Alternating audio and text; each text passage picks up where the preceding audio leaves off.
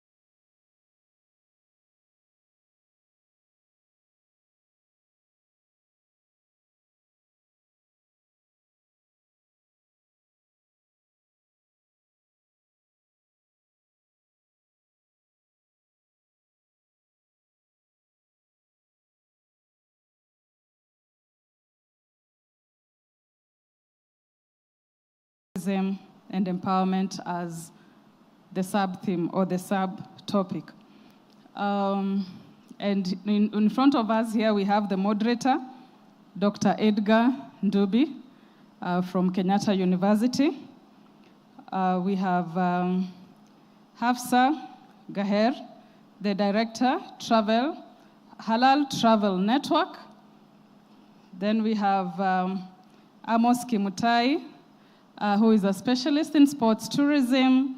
And finally, we have Fiona Ngesa from the host, the Kenya Tourism Board. So ladies and gentlemen, let's welcome the panelists with an applause. So Dr. Edgar Ndubi, take it away.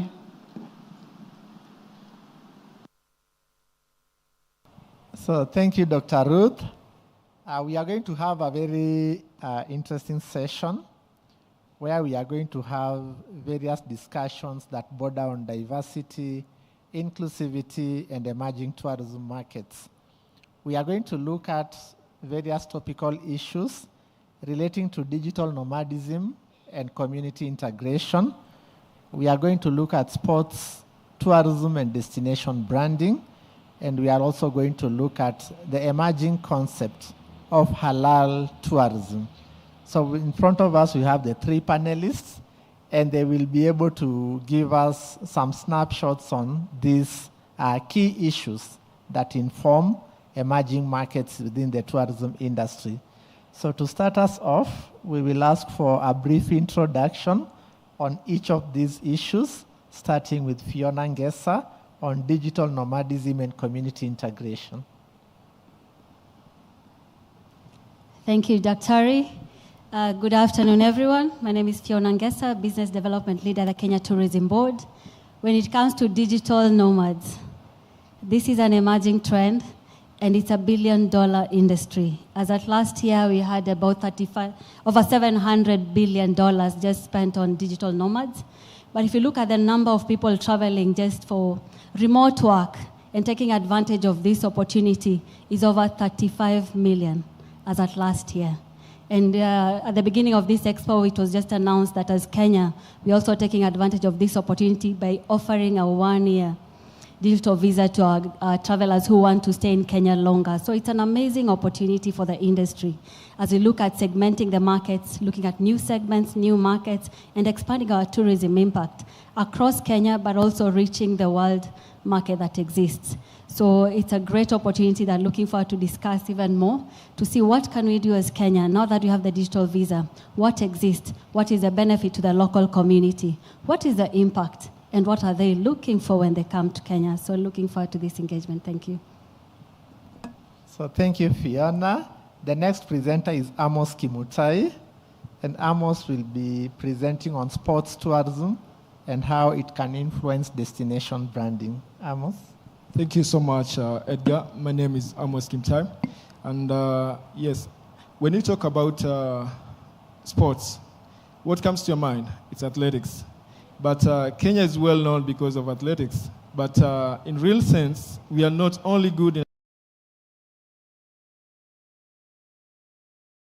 what we do through sports to promote tourism. And that's whereby the sport tourism chip in, because sports tourism as a product, as a tourism product. So we are going to discuss and to know more like why do we need to promote sport tourism as a sector, and not only about coming like to be engaged in sports, but also to take advantage of the tourism attraction areas. So as we are going to start, we'll discuss more about it, and we see how sport tourism play a great role in the Kenyan economy, and also that's what sells Kenya globally. Thank you. Thank you, Amos. The next presenter is Hafsa Gaher, and she'll be presenting on halal tourism. Welcome, Hafsa. Thank you, Dr. Aiga. Hello, habari. Assalamu alaikum. Good afternoon, everyone. My name is Hafsa Gaher, founder and director of the Halal Travel Network. What we do at the network is assess your product, see where you are in terms of Muslim friendliness, train you, and then market you. For those who are new to this market, what is halal tourism? It's a segment of tourism that is marketed or it's ready for Muslim travelers. You know, we have like 2 billion Muslims in the world today, younger travelers, there is disposable income, want to see the beautiful world, beautiful natural world of Kenya with our people, but would like to do that without compromising our faith and lifestyle. Hence the birth of halal tourism, hence being here today to see how we can market it and how actually these young Muslims can integrate with my fellow panelists. I'm really excited about this. Thank you. Thank you, Hafsa. Thank you, Amos. And thank you, Fiona. To start us off, Fiona, how has digital nomadism impacted local communities and economies in emerging tourism markets? Thank you, Dr. Ndubi. If you look at digital nomadism, it became a thing, especially during COVID, where people were having an opportunity because of internet connectivity to work remotely. While you're here in Kenya, but you're working for a European company doing articles, for example. You're traveling the world and discovering the world while you're still working and delivering on your commitments at work without being fixed on a desk. So that is what gave rise to actually digital nomadism. And if you look at destinations like Lamu, where people were staying 3 months, remember before the digital nomads visa, people were staying for only 90 days. You have to get out of the country, come back, renew your visa, then you stay another 3 months. That's 90 days. So during COVID, a lot of people were staying in destinations like Lamu, Mombasa for a long period of time, doing their work, enjoying the destination. So in terms of impact, it means that then the hotels, the long-stay facilities are able to employ more people. It means the experiences like the marine parks are able to enjoy more visitors coming more often because of digital nomads are here to stay much longer. In terms of cultural integration, you know, we are used to a tourist coming for 4 days, 7 days, they go back to their country. But digital nomad is here to stay for 3 months, 30 days in one place. It means by the time 30 days are done, they've understood the culture, they've known the local people, they go to the local markets, understand how we live and adapt. Meaning that the cultural exchange, we get to understand how they live and they get to understand how we live. So there's more appreciation when it comes to culture, more integration in the local communities, more impact in terms of income. The mama mboga can now sell their bananas to these tourists. Before they would just stay maybe in resorts only. But right now they can be able to sell to the mama mbogas, sell their own wares too. The different travelers who are coming and staying longer in their destination. So there's a lot of impact when it comes to income, jobs, income. So in terms of us kicking out seasonality, meaning that this person is actually in Kenya over 300 days. They're not just here for 7 days and they disappear, and not only high season and disappear. So in terms of impact as a tourism industry, there's a lot to benefit from the digital nomads. Thank you. So thank you, Fiona. That is a very, very interesting area of discussion. And as the presenters make their submissions, note down any issues or comments that you'd like to make so that at the end of the session we can be able to have some further discussions. Amos, sports tourism and destination branding. How can sports tourism enable Kenya Tourism Board or other destination management organizations to market their destinations? Thank you. First of all, when we talk about destination branding through sports tourism, recently, Eldoret City became a city. Before that, it was known as the City of Champions. The reason is that most of the Kenyan best athletes, world record holders, used to come from Eldoret. That it illegally, like, it gave the name the City of Champions. So recently, you all saw that now Eldoret is a city. But what made it to be a city? It's because it was known as the City of Champions. These athletes have invested a lot in Eldoret. So when it comes about branding, sports play a great role. And this is like, we'll talk real, like, things, factual, right? So, secondly, people know of Maralal. How? Not because of bandits, not because of conflicts. It's because of the derby, camel derby. So that's a sport that attracts, like, it made somewhere where it's not known to be known. People can travel from all here, from anywhere, from any part of the world to go for camel derby. So sports play a great role in branding. Secondly, sports also, it promotes development of a town. Where I come from, like Iten is, I cannot even call it a town. It's more of a center. But it's not globally, because a lot of world-class athletes come to Iten to train, because it's located in a high altitude, the weather is favorable, the place is conducive for running. So this one, it enables a small village to be known, and this one will enable, like, the hotel industry will start, like, okay, we're having clients there. Where will they be sleeping? They start like development of hotels. People, the roads, infrastructure will be, like, well developed, because people from all parts of the world are coming there. So this one, development and infrastructure, and also it creates revenue. People come, they earn. Foreign exchange. These, when the foreigners come, they bring it foreign exchange, right? So it plays a great role. Development of schools, because these people, when they come, they will want to give back to the community. They will want to construct the schools. So it will people will start knowing, like, okay, through sports, development will start. The town will start also growing, and development will be there. Yeah. So thank you, Amos. It's interesting how sports can be used to grow and develop destinations. Hafsa, what is the potential for halal tourism? And what impact does it have for emerging markets like Kenya? So, thank you. So the most important thing when we were doing our research, we looked at the growth of Muslim population in the world. I mentioned it before, it was like 2 billion Muslims in the world. There's disposable income. There are younger travelers who are hungry for new adventures, new countries. But again, we want to keep our faith and our lifestyle. So for destinations to tap, emerging destinations to tap into this market, there are certain training that's required to be market ready. Also,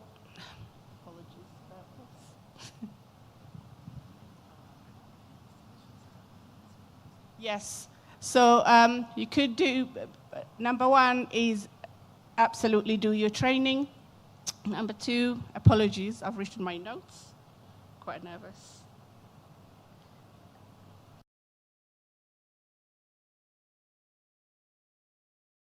Yes. Number 2 is understanding your clients, where they're coming from. Yes, there are 2 billion Muslims in the world, but we have different nationalities, different backgrounds. So the requirements of the halal traveler or halal consumer is needed. Thank you. Thank you, Hafsa, for that introduction on the potential for halal tourism in the world. Making to ensure that they develop digital nomadism.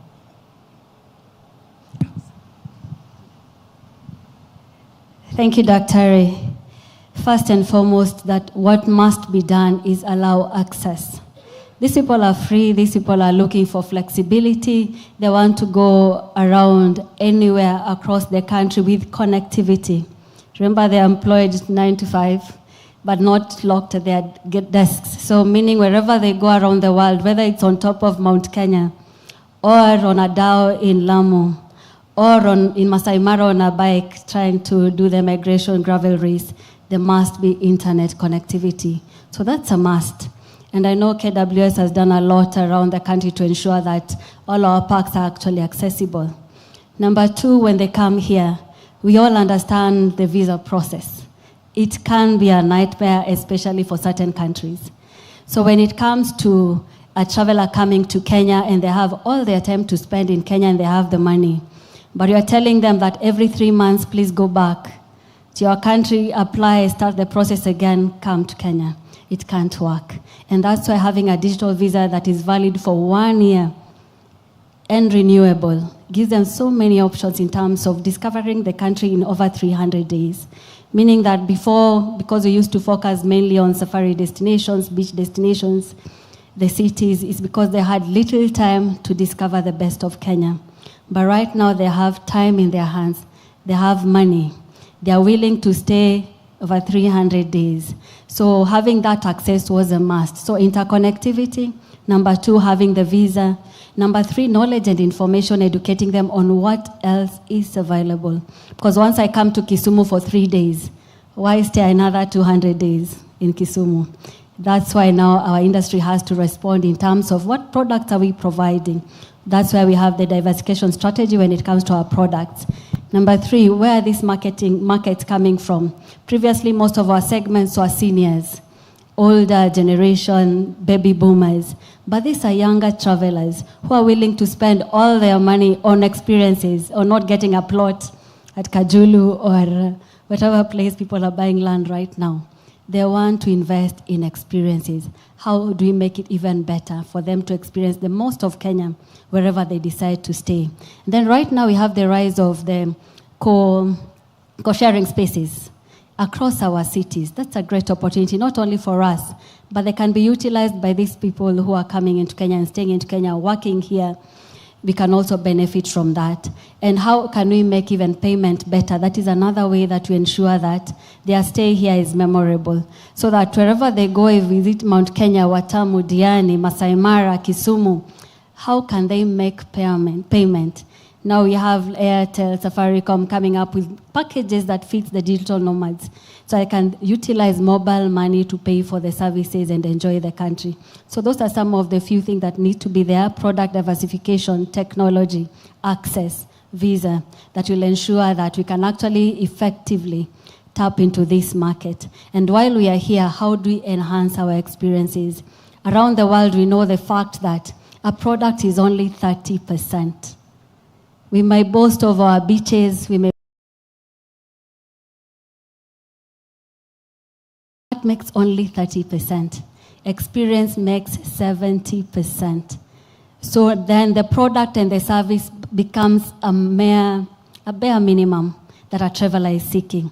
How do we create immersive experiences based on the resources that we have and ensure that Turkana benefits from tourism, ensure that Kisumu benefits, Bita benefits, Homa Bay, Wasini Island benefits. When we go to Lamu, they also benefit. So this is the challenge now for us as an industry. How do we create experiences that will enable digital travelers, younger travelers, benefit from what we have as a destination for them to leave a lot of value for our people here. Thank you very much. So thank you, Fiona. Those are indeed great strategies for enhancing diversity and inclusivity through digital nomadism. Amos, what sustainability measures can be implemented in sports tourism? We note that we have impacts on the environment, on communities.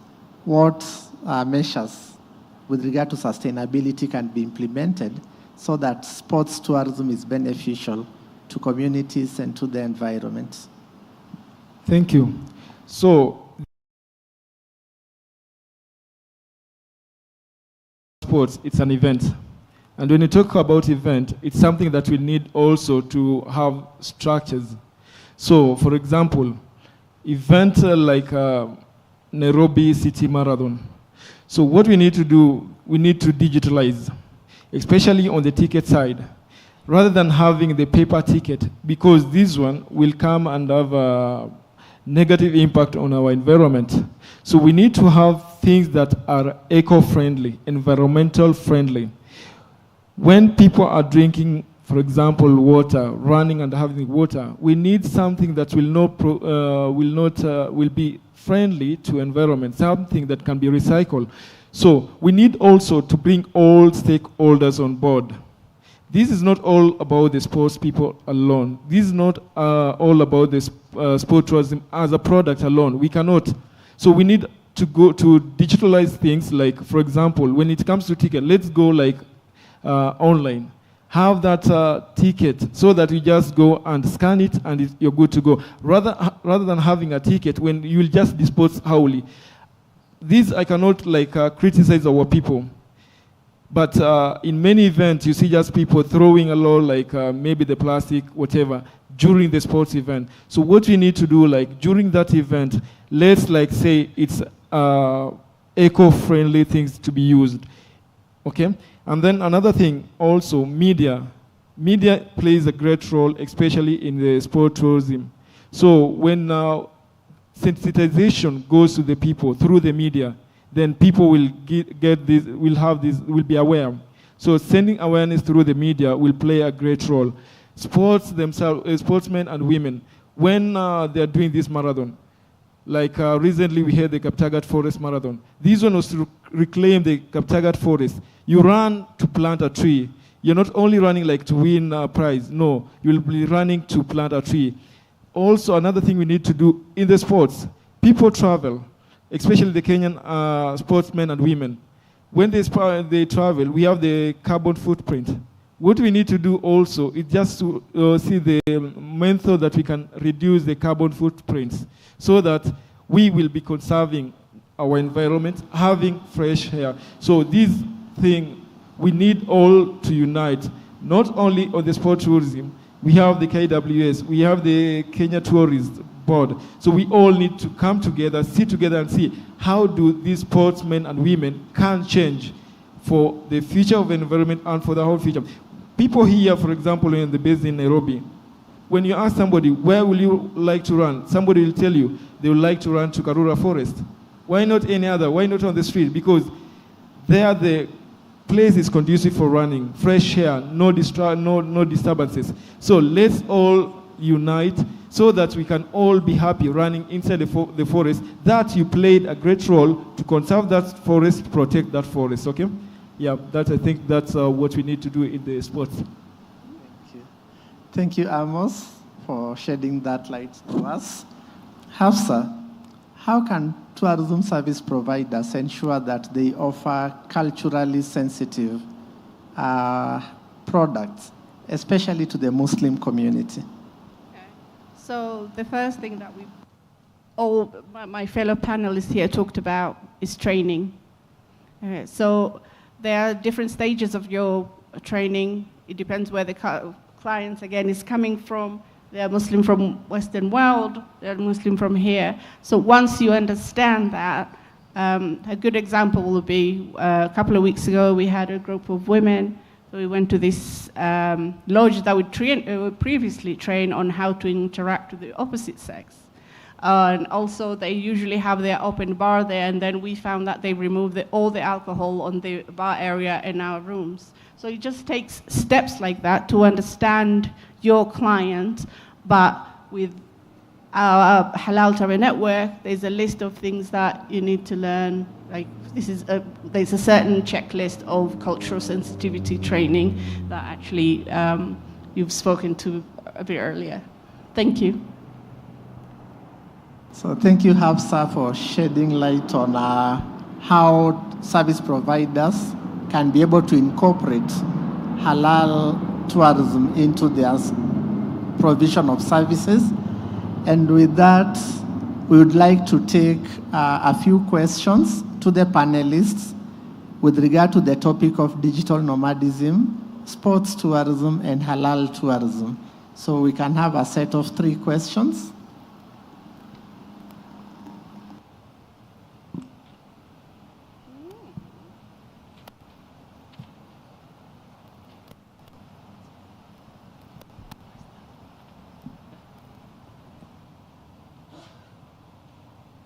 Thank you so much, Dr. Edgar. My name is Festus Maina, a lecturer and a key research person in tourism digital marketing. I have 2 questions, one to Fiona and the other to Hafsa. One is, probably you need to explain much better on what digital nomadism is, but my question is, what's the impact? Because we understand that digital nomadism is a story that you might talk here, but has a major impact in the destination. What's the impact to tourism distribution channel, TDS? More so when it comes to that Mama Mboga, that Masai down there, what does it mean to them? What's the impact to them? And more to that, you know, the eco-conscious traveler. Nowadays, these are people who want to be more sustainable. What about them? Because they have a lot of effects at the ground. The eco-conscious, emerging consumer, these are the emerging markets we're discussing. And that's quite important for us to understand. 2, Hafsa. Halal travel, you said, has a huge market, 2 billion. That's quite good. But you've answered another question that talked about the cultural effects in terms of training. But this question is, what are the cultural limitations? Nataka kuswali, how do I swali when I'm having my travel? We understand it has its own limitations to this special area of travel. Thank you so much.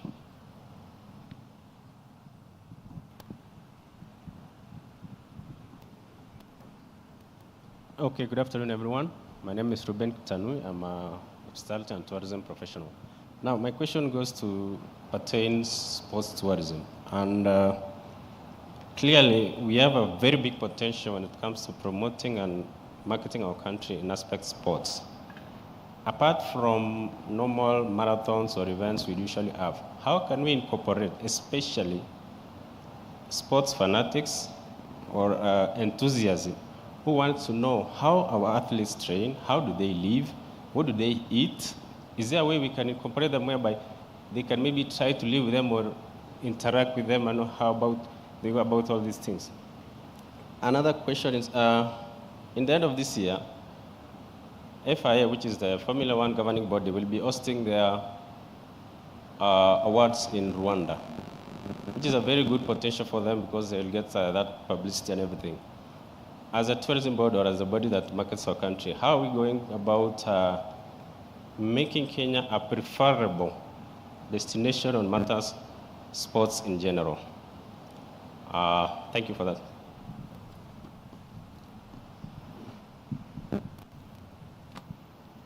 Hello, good evening. My name is Teresa. I'm also going to ask a question on the digital tourism. Because I understand sometimes it's not just because it's digital, it's not simple. Because I am also a guest service agent at Hilton, and sometimes a guest goes, they try to book an entry to the national park. They try so many times, it's so hard, they just come down and we have to help them through the process by doing it using our e-citizen accounts. Because the process of the verification of the passport, and sometimes the card doesn't work, so we have to bring the tour agent to pay for them and then they pay the tour agent. So at the end of the day, it's not digital. They have someone else doing it for them, just kama kitambo. And also, now that the prices have increased for entries to the national park, we get a lot of guests who are like, okay, why should I go to Mara and pay $200 a night? I can take a plane, go to Serengeti, pay $89 to enter the park, and I'll still see, the same animals. And when it's talking about digital nomads, those are also people who are budget friendly, so they wouldn't go to, even if they come to Kenya for a whole year, kuna Airbnb, which are not even paying tax because nobody knows that they exist. If I come here as a digital nomad, ndaenda kwa Airbnb nilipe 15,000, 20K per month, nikose kuenda park kwa sababu $200 per night, come on. So there are still those other factors that are also drawing us back when it comes to what you're trying to do. So what do you think? Thank you. Good afternoon. My name is Dennis from Kenyatta University, and my question goes to Hafsa regarding the halal tourism. I've got a set of 3 questions in that regard. And the first one is, one is about the general understanding of what is halal. Do we have a requirement list that is exhaustive that can be shared with the providers so that it guides in preparedness for the halal clients? Like, if I'm allergic to something, you say I'm allergic to salt. So then we are able to prepare. Does halal requirements have an exhaustive list that we can work with as service providers? Secondly, what is the plan about the promotion of the halal tourism? How are you pinning your, let me call it campaign for the moment, for the halal tourism with the mainstream government bodies like KTB, so that now it falls within the regulation and we can have a kind of regulation that is guiding that? Yeah, those covers all the 3 questions. Thank you. So thank you for those questions. We can allow the panelists to respond to the questions relevant to their area of discussion. All right. Thank you so much. I'd like to start, please. So to answer your question about the cultural sensitivity, so there's cultural sensitivity and cultural celebration.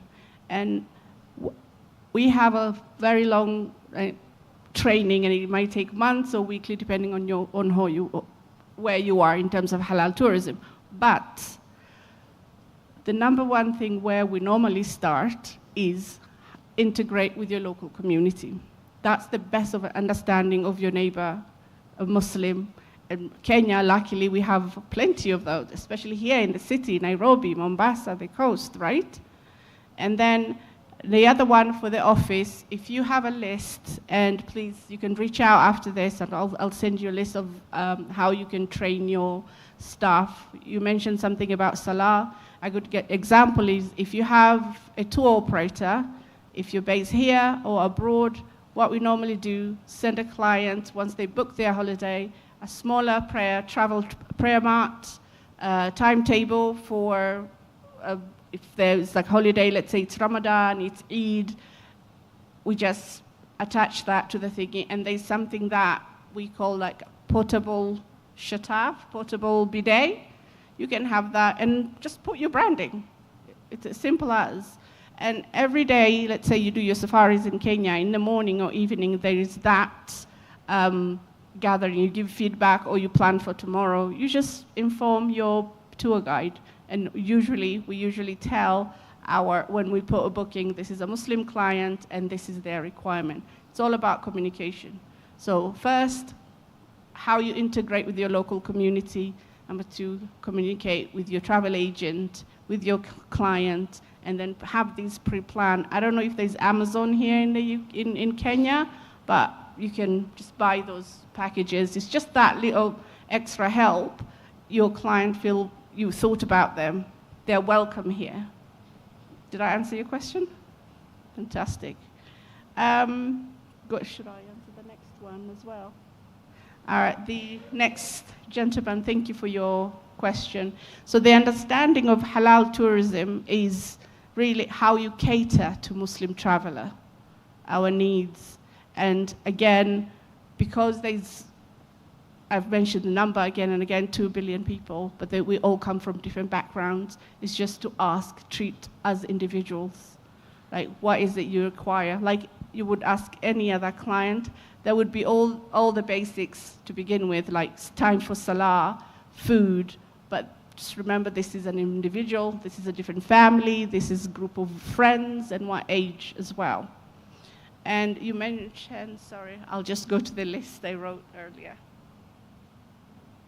Yes, a list of services of halal. We have a checklist, and that usually goes to the provision of, let's say you go into a hotel, you want somewhere to pray, you want like a direction for Qibla, where you pray and face Makkah, somewhere clean to take your wudu and pray. And then there are things like alcohol in the room. If there's like provocative art in your room as well, if it's a family or very conservative family as well. So that things like that need to be checked, and the list goes on. But if you could reach out, don't know if my details are here or find me in the system, I'll be happy to send you. We don't charge for that. Number 3 is how to market.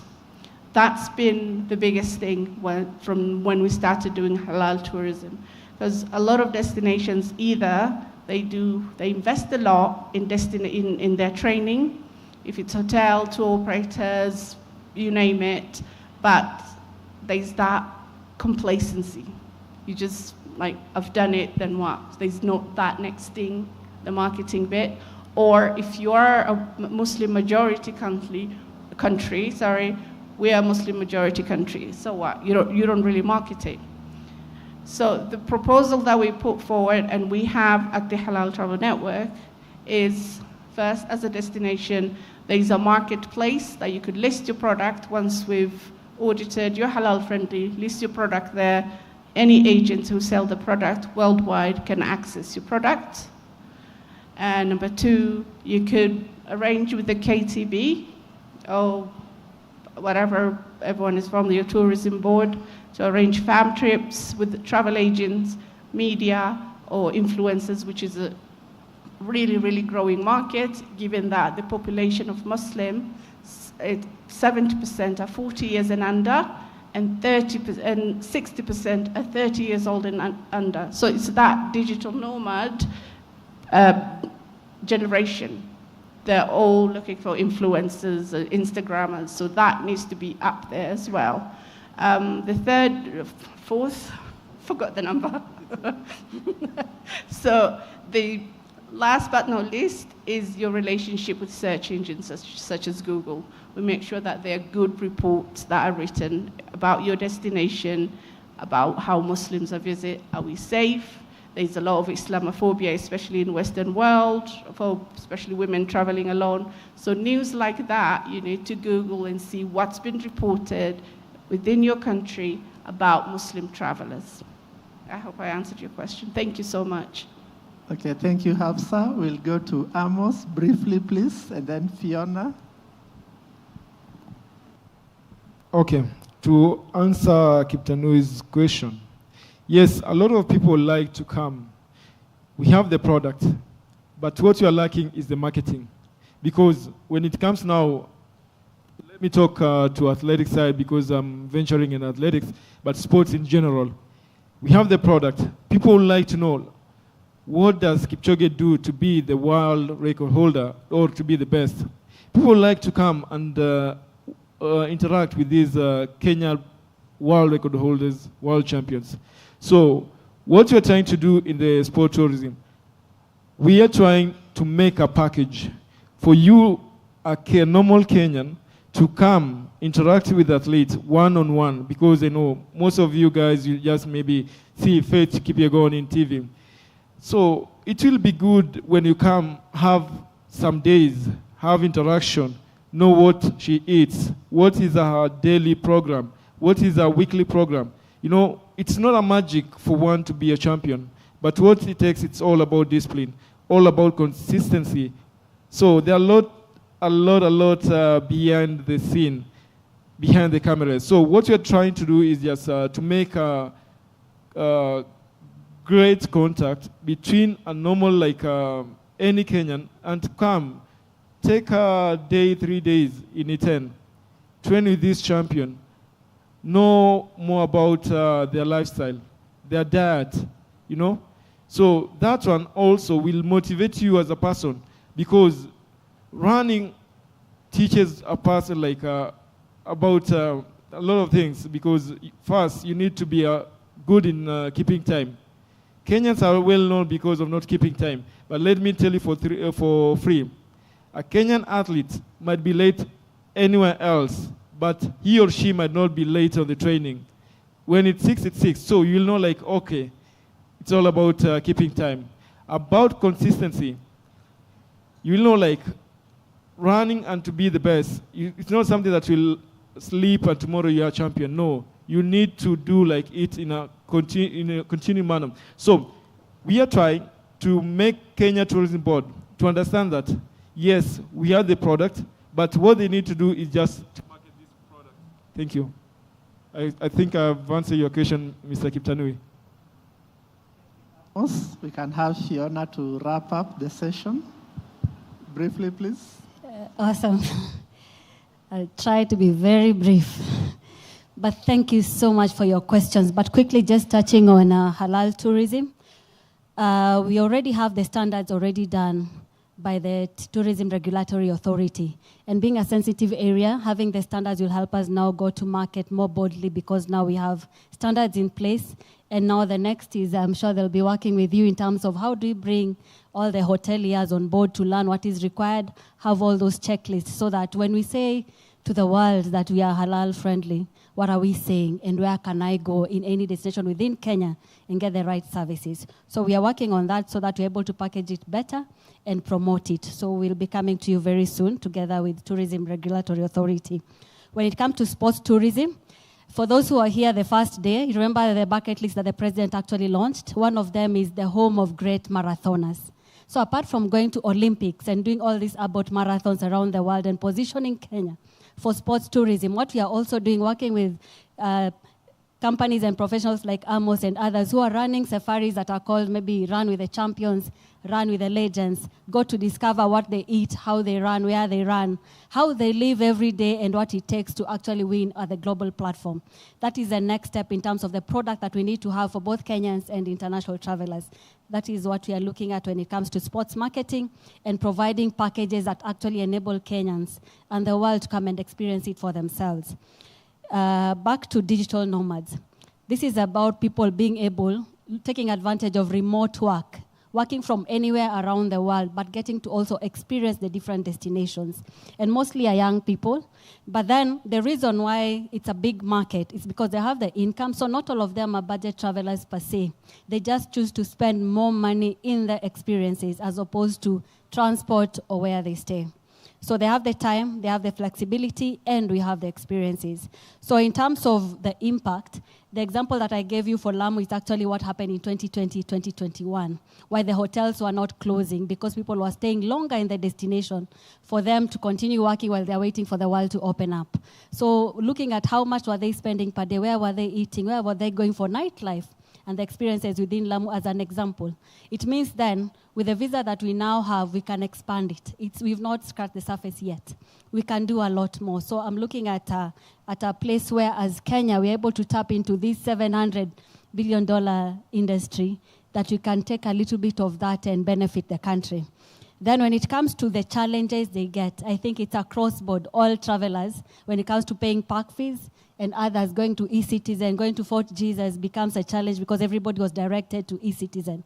But from the last report that we had with KWS, that has already been streamlined, where it will not affect the digital nomads as such because they're here longer, they'll have the local currency, they'll have the M-Pesa, they'll be able to access the way Kenyans access some of these services. So for this particular segment, that will be a better challenge. I think it's been addressed to some extent. For the global travelers, it's a process that we are working with all these other tourism agencies to see how it can be better. I think right now it's much better than when it started. I'm sure you can testify to that. But we are saying how can we make it even better so that the experience for travelers is very seamless. In terms of prices, it affects everybody in terms of when we increase our prices, whether it's for the park fees, for the conservancies, and travel in general. But then if you look at some of the segments, they have the money. And then as a country, we have to decide, is conservation better?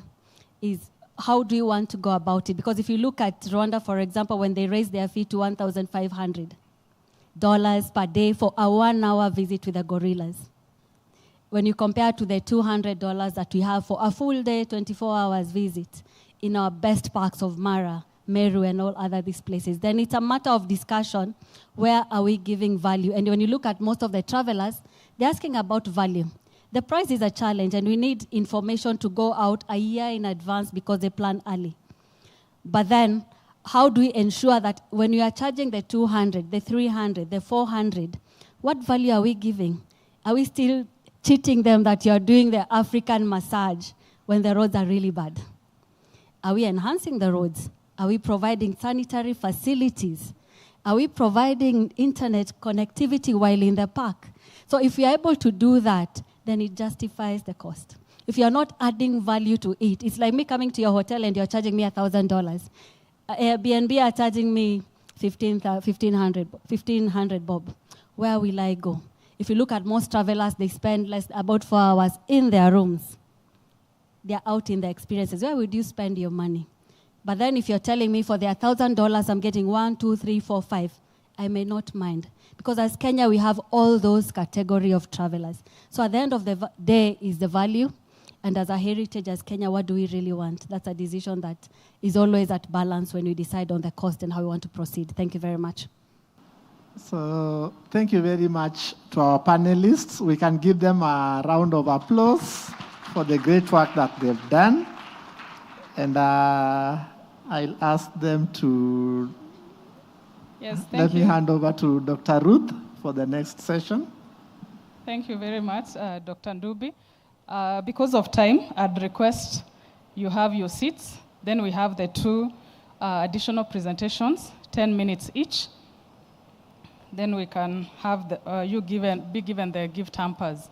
So ladies and gentlemen, maybe as we call upon the last 2 presenters, the issue on halal standards, I wish to note that the Tourism Regulatory Authority has developed halal compliance standards. And all these standards are being uploaded on our website at www.tra.go.ke. And in the event that you experience an issue, I know most regulated tourism enterprises will be able to access these standards using their portal because we are going completely and therefore if you have our license, you have an access to our portal, and therefore you can be able to get those standards. And if you face an issue, you can call our call center, 0701 444 777. So let's have the next presenter, just for 10 minutes, presenting on economic impacts in tourism, contribution of sustainable tourism to economic growth in Kenya, implications for policy. This is done by Dr. Bitok.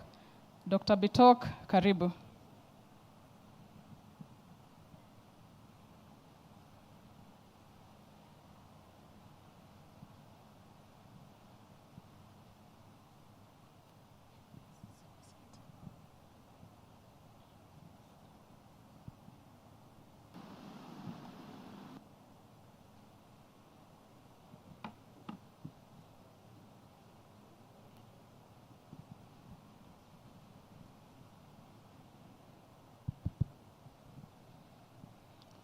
Okay, by names, I'm Dr. Bitok Kipkosgei.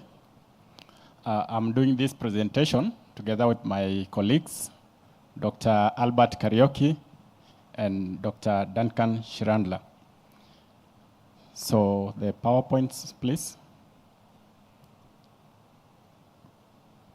The PowerPoint.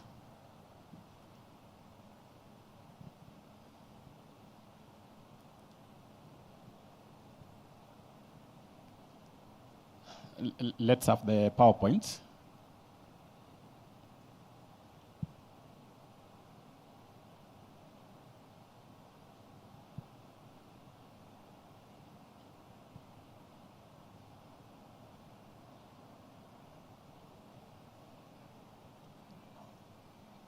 Okay, so by names, I'm Dr. Bitok Kipkosgei.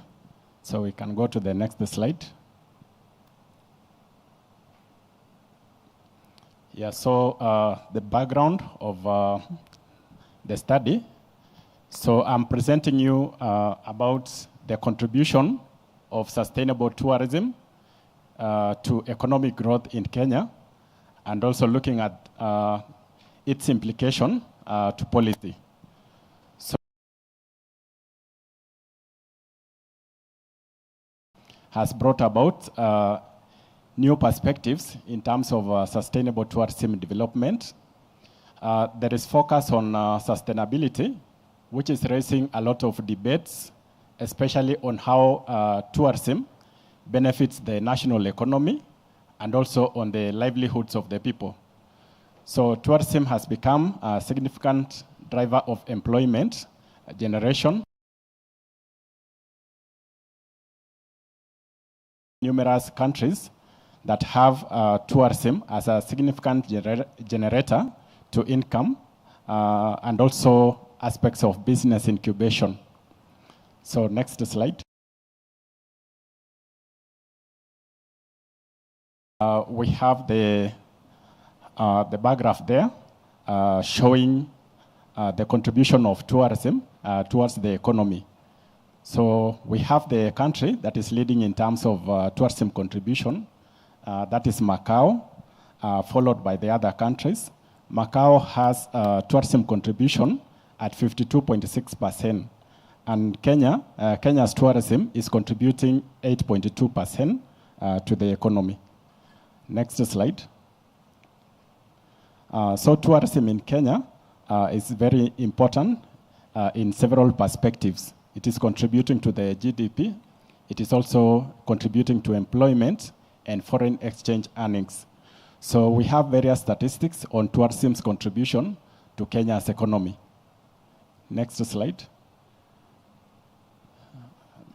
Yeah, so in a pictorial format, so this is how tourism contributes to the economy.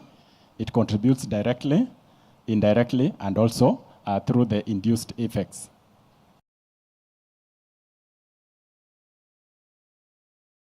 Contribution to employment. These are figures for 2012. So we are seeing that tourism contributed 1.3% of employment in comparison to the whole population. So compared to other countries, we are seeing that Morocco has the highest percentage of tourism contribution in terms of employment. Globally, we also have Spain, which contributes a lot in terms of employment to tourism. Next slide. Yeah, so in terms of economic growth, so generally how our economy is growing. We have the leading country in the world.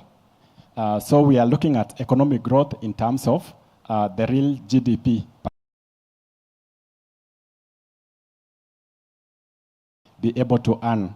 How much would you be able to have in your pocket if all the amount that we have was to be divided by the whole population? So when you look at the leading country, Monaco, Monaco is the leading with that amount in terms of dollars.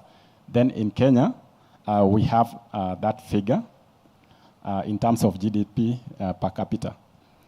So next slide. We have aspects of sustainability, which is our main focus. This has been our area of focus for this seminar. So what we are saying is there is need for discussions and decisions on sustainable tourism, economic growth, and tourism policy, either at the local level, the national level, or also at the international levels. We have the econometric methodologies, which can be translated into actionable policy situations for the real world. So we have the policy strategies, which can be applied so that we can shorten the recovery period that we've had since COVID-19. And one of the ways that we can use is through domestic tourism, which offers a promising future for Kenya's tourism industry. We can still do more education and more awareness about this market for Kenya. Next slide. Yeah, so on the statement of the problem, we are saying there are so many measures of sustainable tourism which are continuing to be expanded, and it is raising a lot of debates on the approaches that can be used in measuring sustainable tourism and also economic growth. So Kenya's tourism had experienced growth over the last 7 years, just before COVID-19 came in, and COVID almost reversed the gains that we had gotten in the tourism industry. So significance of sustainable tourism to employment and GDP is sometimes underestimated in policy making and strategy. So it is very important that we advance the aspect of sustainability as we head towards Vision 2030. Next slide. Yeah, so the research objective was to get the link between sustainable tourism development and economic growth in Kenya. Next slide. Yeah, so we hypothesized that tourism contribution to GDP and economic growth are not statistically related, that employment in tourism and economic growth are not also statistically related, and that sustainable tourism and economic growth have no statistically significant. In terms of the theoretical perspectives, we have the three nested dependencies, which is one of the theories that we based on this study. And this theory provides a codependent reality of our economic perspective, the social perspective, and also when we look at the time of COVID-19, COVID-19 was a bit catastrophic for our economy in Kenya. And if we look at it, can we say that COVID-19 was social, economic, or environmental disaster? So any of those, in one way or another, are linked. So we are saying that sustainability should be considered as the new norm for every part of the economic sector, that is for tourism. And another theory that we were looking at is sustainable development. So we are saying the tourism industry is able to combine the distinct goals of sustainability and development using sustainable development theory. So this theory advances improvements that meets the desires of the current times and also the capabilities of the future generations. In terms of measurement of the variables, we have the measurements for economic growth and also measurement for sustainable tourism. So measuring economic growth, most of the studies have used real GDP per capita. And for sustainable tourism, most of the studies are using tourism employment to measure the social aspects of tourism, and tourism contribution to GDP to measure the economic contribution of tourism towards the economy. For the environmental perspective, it is not yet clear. The variables are still so many, and it's not definitive. Next slide. Yeah, so on methodology, this was a longitudinal study, and it used co-integration tests. That is to check the long-run relationship between sustainability test. That is to examine which one has a cause on the other. Is our economy causing a growth? Is it causing sustainability of tourism? That is the general economy of Kenya? Is it causing sustainability of our tourism, or is it the way we are sustaining our tourism that is promoting our economy? So which one is promoting the other one? So we also have regression analysis, which provides the linkage between sustainable tourism and economic growth. So the variables were determined as shown in that diagram. So we have the 3 variables there. That is economic growth, which was measured in terms of GDP per capita. We have contribution to employment, which was measured by the number of jobs provided by the tourism industry, and also contribution of the tourism industry to GDP, contribution to growth of economy. Next slide. Yeah, so in terms of causality, we are looking at how tourism, how the economy is influencing tourism. So generally, the performance of our economy, when our economy is doing well, it can support tourism. So this can be seen, especially in countries such as Saudi Arabia, Qatar, United Arab Emirates, and also Kuwait. So in other countries, tourism is contributing to the growth of the economy, like for example, Bahrain. And we have some countries where that link is not so feasible. For example, in Oman. Another, okay. So for the results, in terms of the long-run linkages, so we are seeing that sustainable tourism, in terms of tourism contribution to GDP and also employment, have that long-run connection to economic growth.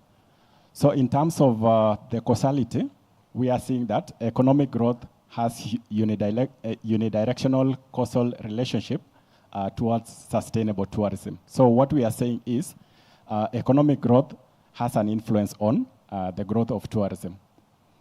Next slide. So in conclusion, we are saying that we need to have policies to support tourism as a critical sector after the COVID-19. And tourism contributes to the GDP, and also that's tourism contribution to GDP influences economic growth. Tourism contribution to employment also influences economic growth. And generally, sustainable tourism influences economic growth in Kenya. So what we can note is that any change in sustainable tourism has an influence on economic growth. So in terms of policy implications, we need to focus on sustainability as a new norm in the tourism industry and not as a niche area. We've heard people who are marketing sustainability as a niche aspect, but sustainability should be in every aspect of the tourism industry. We also need to have responsible recovery for the tourism sector based on sustainability in the short term and also in the long term. On another perspective, the progress of key policy reforms under tourism pillar should have an emphasis on socio-economic and also environmental sustainability. On other aspects, we have the aspect of developing domestic tourism and regional tourism so as to mitigate the future risks instead of only depending on the international tourism. We also need to have adoption of digital platforms and new consumer trends. We also need to have industry academia engagements in product development and innovations.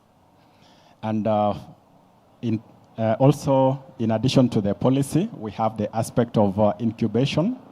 So we need to have more aspects of product development where we have the private sector engaging with the academia and also the innovators in the tourism industry so that we can come up with new innovative products in the industry.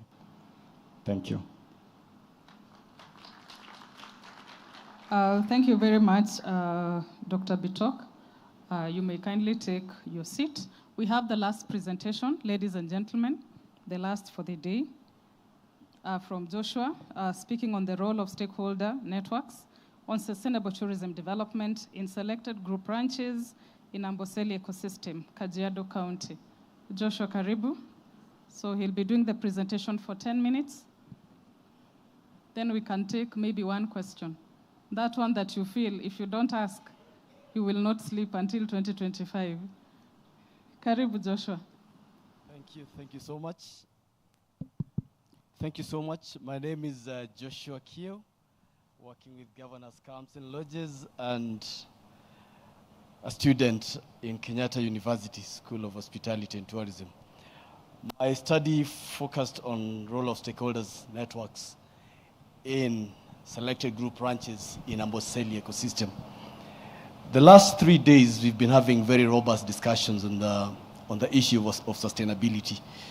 And this underscores the importance that sustainability plays in the tourism product portfolio.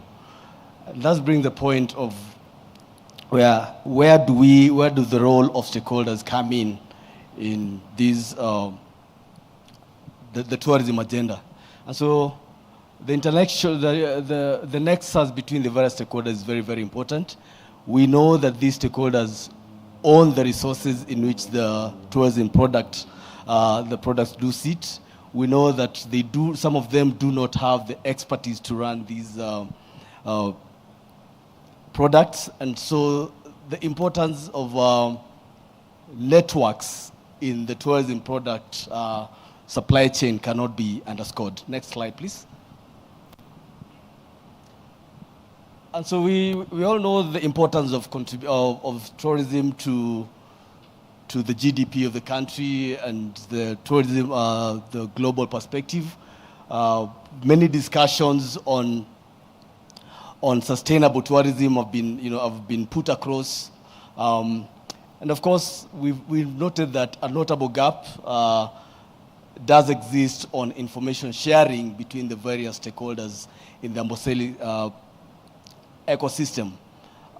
Why did we choose Amboseli ecosystem? Amboseli ecosystem is one of the main parks with the diversity of attractions, from heritage and cultural tourism to wildlife, and so there's a lot of richness in that ecosystem. We all know that the various group branches that make up the Amboseli ecosystem. So it was very, very important that we focus our study on that ecosystem. Moving forward, next slide, please.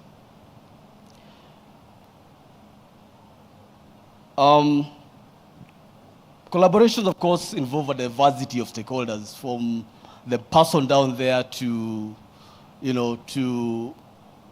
the people controlling the tourism supply chain. And so the importance of these cannot be underscored. A synergistic approach is very, very important so as to achieve the overall tourism objective. And so my study adopted that framework.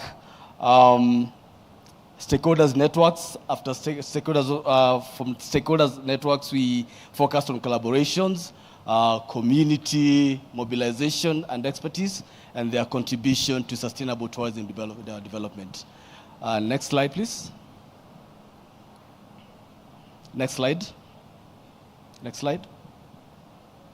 Next slide. My hypothesis was there's no significant relationship between stakeholders networks and sustainable tourism development in Amboseli ecosystem. And so, of course, we know the rule is reject if the p-value is less than 0.05. But then we noted that there is limited literature on the impact of stakeholders networks on sustainable tourism development. And of course, there is dire need to reconfigure networks and collaborations to encourage innovations in sustainable tourism development in the Amboseli ecosystem. And of course, we did our own analysis, and we realized that community mobilization and collaborations have had the most significant predictor with a p-value of 0.000, and a T value of 5.372, and the meetings had the least contribution to stakeholders' networks. Based on that, we came up with a new study model that incorporated, proof of collaboration among stakeholders, community mobilization initiatives and activities, and of course, stakeholders holding regular meetings to attain the overall objective of sustainable tourism development. Moving forward. And of course, the final statistical outcome stated that collaboration among stakeholders in the Amboseli ecosystem, and of course, efforts to mobilize local residents on activities focusing on sustainable tourism development initiatives. We recommend, of course, fostering of networks among stakeholders in the Amboseli ecosystem. Of course, abetting skills. We've noted that information sharing is very, very critical, and this has not been really happening. And most collaborations that have been happening in the 6 ranches that make up the Amboseli ecosystem have focused basically on conservation as opposed to tourism, and in this case, sustainable tourism development. So it is very, very important. Just please go back, please. So it's very, very important that stakeholders hold regular structured meetings that are minuted, and of course formation of societies so that the mama selling artifacts down there at the Kimana Gate is able to reach out to, is able to be incorporated into the tourism supply chain, and we create synergy across the tourism product portfolio. And of course, finally, collective responsibility among stakeholders will go a very, very long way in improving collaborations, and thereby build up on the overall tourism product, and in this case contribute to our overall theme of what? Of exploring, connecting, celebrating, and bringing the guests back home. Thank you very much, and God bless you all. Thank you, Joshua. Ladies and gentlemen, I think we can take just 2 questions. Let us be lenient to the last presenters. Just 2. Where is the other mic?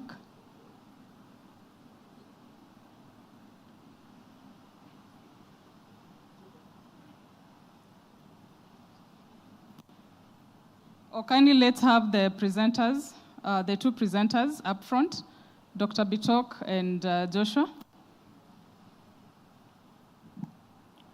Good afternoon all.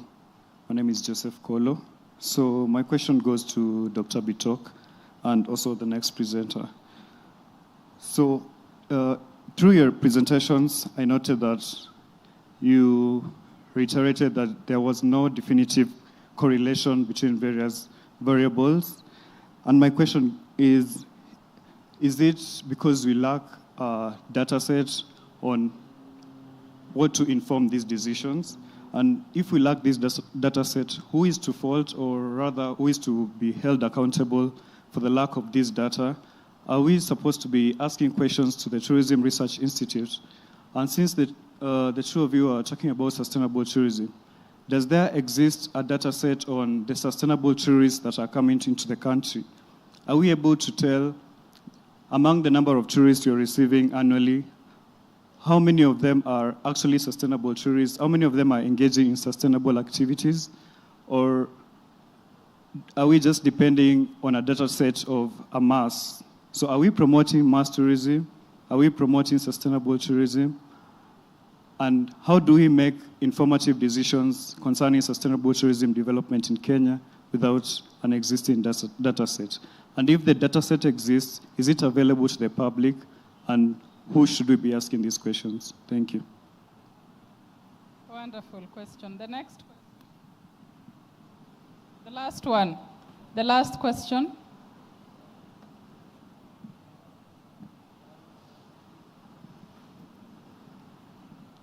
Hello once again, my name is Teresa. I'm a Kenyatta University student. So my questions, these policies that are supposed to be made to help us focus on sustainable tourism? Because yesterday there was a comment about policies taking 15 years. So are we going to wait for those 15, 20 years for these policies to be made in regard to sustainable tourism and what you are trying to achieve? The question to stakeholders. So I went to the Amboseli ecosystem earlier and saw what all those conservancies are doing, that they are actually getting involved, as you've said.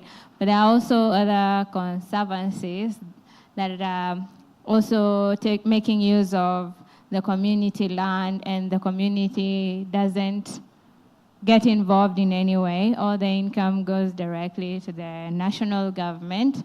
So how do we tell them, let them know that they are actually supposed to be involved in making those community, forums, all those things that you're talking about in your presentation? Or are we going to let them, be blind to all of this? Thank you.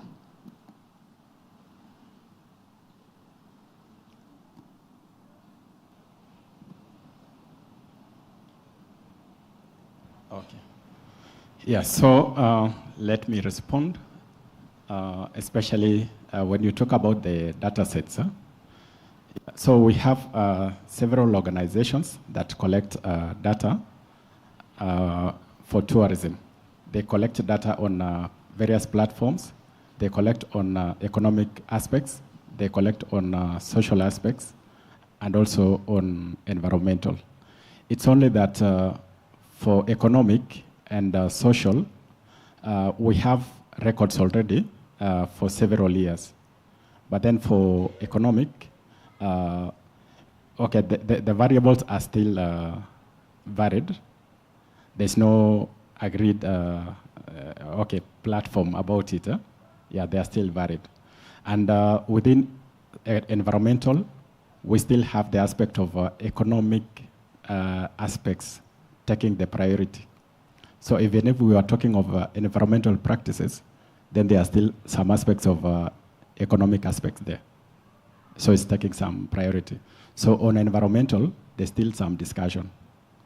Yeah, but then we have the satellite accounts. Yesterday, there was an SEEEA account for the aspect of environment. So Kenya has come up with a way of collecting that data, which will be available for the long run, for the long term. Yeah, so in terms of the policies, we are not saying that we are supposed to wait for 10 years or 15 years so that we can come up with a policy. A policy should be there so that it can guide us so that we achieve sustainability. And sustainability also for you, we have mass tourism and we have sustainable tourism. So any form of tourism that we have can be sustainable. Even if it is mass tourism, we can still look at ways of sustaining that aspect of mass tourism. When you look at the developed countries, we have Greece, which is a small country. Kenya, we have a population of around 52 million right now. And the tourists that we are getting is about 2 point something. I think we've gotten to almost 2.1. So we are heading towards 2.5 and then towards 5 million. Greece has a population of around 10 million people, and they are getting 30 million tourists. So it's a small country, but the number of tourists they are getting is very high. In terms of sustainability, they are still maintaining their cultures. When you go to Greece, they are still speaking their language. So in fact, if you were to go there, you would need to learn the Greek language, so that you can be able to communicate with them. It's only that in our side, we have to learn German, we have to learn the other languages, which is the other way. Yeah, but we have aspects of ways of achieving sustainability out of all that. So sustainability is where this aspect of mass tourism and sustainability meet. So that is the agreeable point. Maybe we can agree on that. Thank you. Okay. Ladies and gentlemen, were you answering? Okay. Sorry. Just in answering the question the lady has posed, the million-dollar question that we should be asking ourselves is, how do these benefits, tourism benefits, trickle down to the person at the very bottom of the tourism supply chain? We're talking about the mama at the Manyata, the Moran, or rearing cattle down there. And we all know the immense benefits that tourism has to the various economies. It is a well-known fact that the tourism benefits have not trickled down to the Mwananchi down there.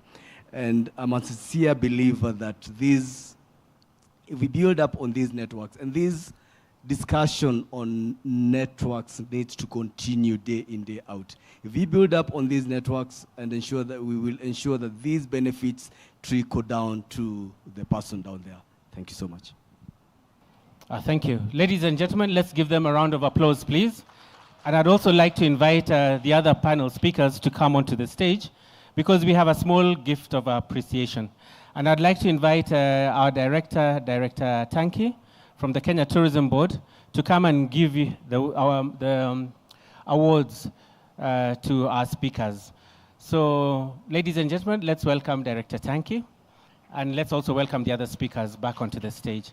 And I would like to invite you to come here in front. So.